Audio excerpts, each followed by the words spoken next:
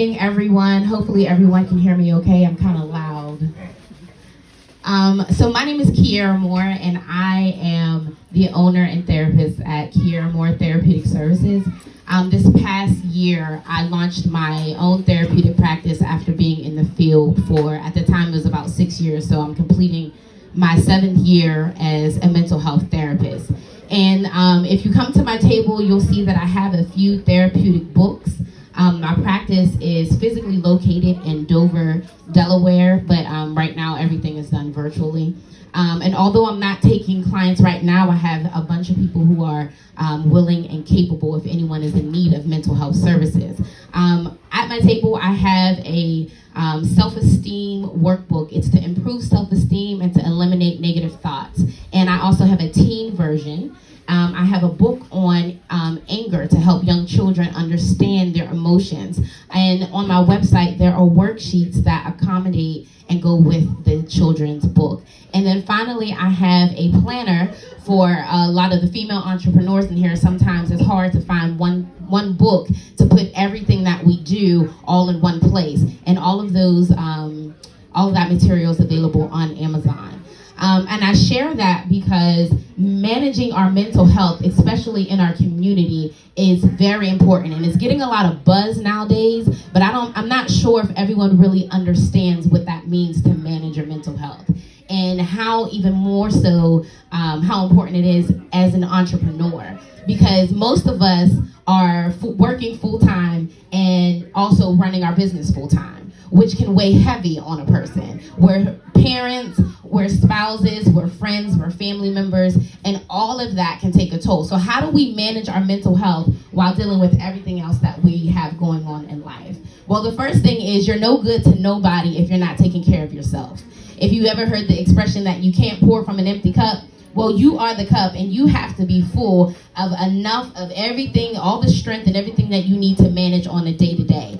And believe me, people know when you're not on your game, okay? And people can take advantage of you when you're not on your game. So it's important to make sure that you are well, mind, body, and spirit. So I have a few tips that I want to share with you on how to manage your mental health. It was mentioned earlier about knowing who you are.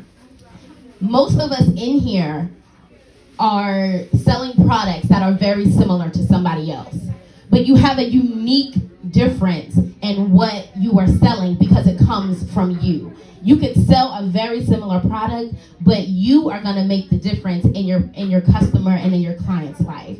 And you don't have to compare yourself to anyone else because you are the product. People will support you because of who you are. And so you don't have to compare yourself again. You cancel yourself out the moment you compare yourself to somebody else, because everyone is born with a purpose and everyone has a unique quality. And also, what's very important for us to learn is how to prioritize. We all have the misconception that we have to have balance in life. Well, balance means that things are equal. Everything doesn't have an equal role in your life.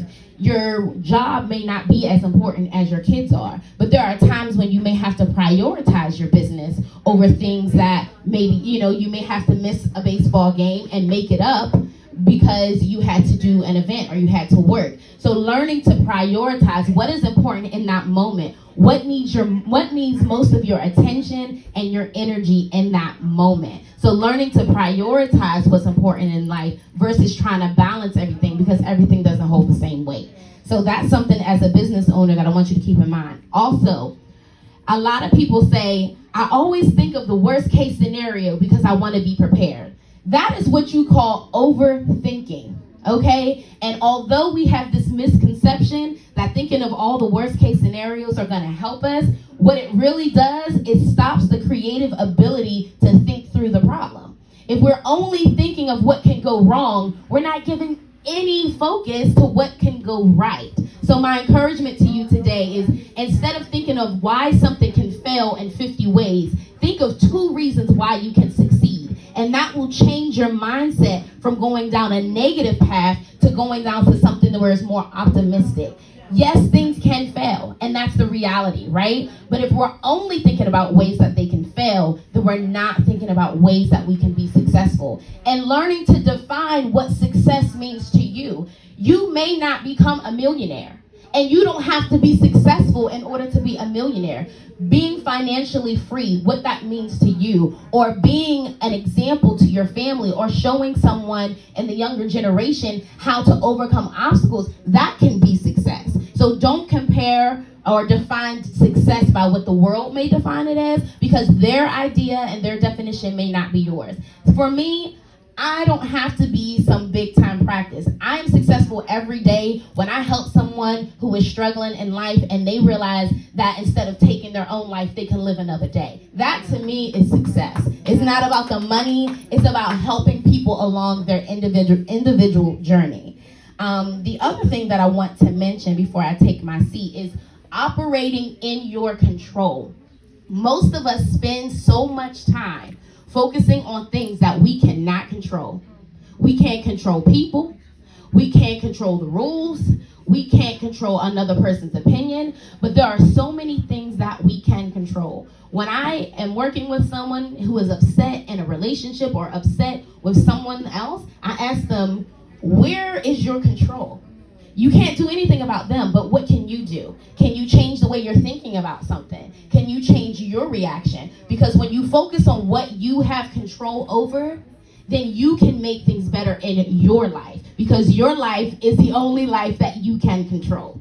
And lastly, please let us prioritize as a community our wellness. And there are 8 areas of wellness that I want you to focus on, and this is in your control. There is physical wellness, so that's taking care of your physical body, okay? There's social wellness, like today, making sure you're interacting with people who are gonna lift you up and encourage you. There's occupational wellness. Everybody doesn't like their job. And there are times when we have to work jobs that we don't like so we can build and get to where we want to go. But make sure you're still striving to achieve that occupational wellness so you're not dreading going to work every day.